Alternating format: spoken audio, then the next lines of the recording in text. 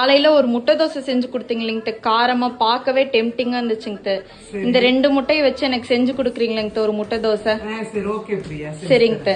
சின்ன வெங்காயம் 10, 2 பல்லு பூண்டு, 1/4 ஸ்பூன் வரமிளகாய் தூள், பெப்பர் தூள், ஒரு பிஞ்ச் உப்பு, மிக்சியில நைஸா அரைச்சு எடுத்துக்கணும். முட்டையை பீட் பண்ணிக்கலாம். அரைச்ச விழுதுகளையும் போட்டு பீட் பண்ணிக்கலாம்.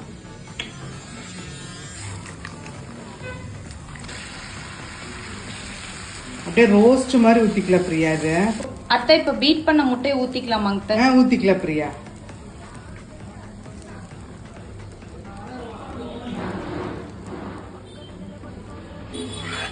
அப்படியே திருப்பி போட்டுக்கலாம்.